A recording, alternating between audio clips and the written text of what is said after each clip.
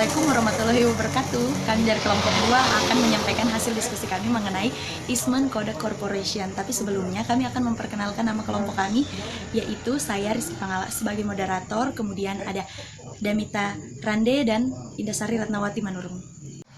Baiklah, mengenai materi yang pertama yaitu mengenai profil perusahaan, nanti akan dijelaskan oleh Indasari Ratnawati Manurung.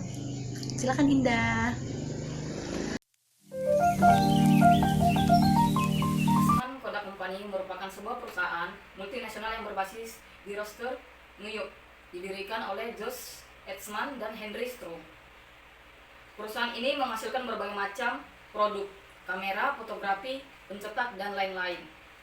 Pada tahun 1888, Kodak dilahirkan sebagai brand. Kamera portabel pertama dikenalkan dan menandai kelahiran fotografi snapshot. Kodak kemudian dikenal dengan slogan "You press the button, we..." Kodak kemudian dikenal dengan slogan "You press the button, we do the rest." Kamu tekan tombolnya, kami lakukan sisanya. Pada tahun 1892, nama perusahaan berubah menjadi Eastman Kodak Company of New York. Pada tahun 1892, nama perusahaan berubah menjadi Eastman Kodak Company of New York. Pada saat ini, produk Kodak telah mencapai distribusi di luar Amerika Serikat, terutama di Prancis, Jerman, dan Italia, dengan kantor pusat di London dan sebuah pabrik di luar London. Materi selanjutnya itu mengenai penjabaran kasus. Menurut sejumlah pengamat, perusahaan pelopor fotografi tersebut tak sanggup melawan arus digital yang semakin berkembang, tidak seperti IBM dan Xerox Corp yang sukses menciptakan pasar baru di tengah perkembangan bisnis yang sedang terjadi, namun tidak dengan Kodak, yaitu mengalami penurunan. Mereka menilai kesalahan ini dikarenakan Kodak membuang-buang proyek terbaru dan tidak cepat tanggap dalam menghadapi situasi yang semakin berkembang. Dalam hal ini, banyak konsumen yang tidak puas dan melakukan penilaian yang buruk terhadap Kodak. Hal ini juga yang menyebabkan Kodak mengalami penurunan penjualan dan mengalami penurunan saham. Selanjutnya yaitu hal-hal apa saja kira-kira yang harus dilakukan Kodak Corporation untuk bangkit dari keterpurukan. Yang pertama yaitu ada adaptation, yaitu suatu cara atau alasan inti di mana Kodak harus menyesuaikan tujuannya atau mampu beradaptasi dengan perkembangan zaman.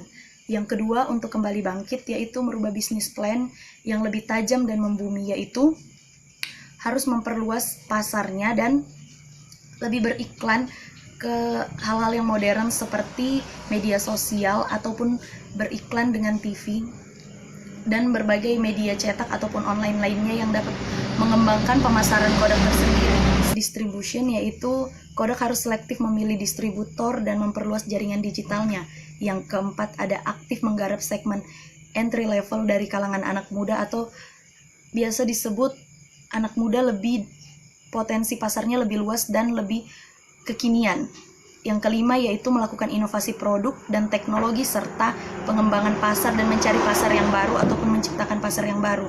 Yang terakhir yaitu Kodak juga harus aktif merambah pasar B2B atau business to business, di mana B2B ini membutuhkan imaging dari print imaging, terutama untuk bisnis startup. Jadi ketika Kodak melakukan bisnis B2B, kemungkinan besar startup akan menggunakan produknya. Baik, di sini saya akan menjelaskan hal-hal yang telah dilakukan Eastman Kodak Corporation untuk bangkit dari kebangkrutan. Pertama, pada tahun 2015 merilis ponsel kedua mereka yang menjadi penerus IM5 yang berukuran 5 inci dengan layar 1280 dikali 720 HD. Itu menggunakan sistem operasi Android, prosesornya 1,7 GHz dari media dengan penyimpanan internal 8 GB dan RAM 1 GB. Pada tahun 2018 lalu, Kodak berusaha bangkit dari kebangkrutan di 2012 lewat jalur yang berbeda dengan bisnis aslinya, yaitu terjun ke dunia cryptocurrency atau mata uang digital. Saham Kodak naik 120% setelah mengumumkan akan meluncurkan mata uang digital sendiri bernama Kodak Coin. Kodak bekerja sama dengan perusahaan London Wind Media Group dalam melakukan penawaran koin perdana atau initial coin offering.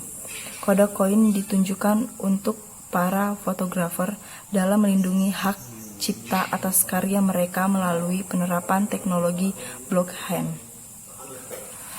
Merilis televisi pintar berbasis Android, yaitu Super Plastonic, pemilik lisensi Kodak, dengan menghadirkan dua ukuran yakni 43 inch dan 49 inch. Kedua televisi ini memiliki kecepatan masing-masing kecepatan 1,3 GHz dan 1,5 GHz dan memiliki koneksi dengan Wi-Fi dan port yang cukup lengkap. Yang keempat, merilis sinar X dan pemrosesan gambar digital termasuk radiologi digital dan sinar X portable, radiografi digital, percetakan medis, pencitraan mamografi, pencitraan onotologi, pencitraan gigi, pemindaian kecepatan tinggi, dan sistem informasi radiologi. Kelima, merilis printer komputer konsumen yang berkecepatan tinggi yang dapat digunakan untuk percetakan di kantor. Baiklah, demikian teman-teman presentasi dari kelompok kami. Jika ada pertanyaan, boleh ditanyakan di komen dan jangan lupa di like.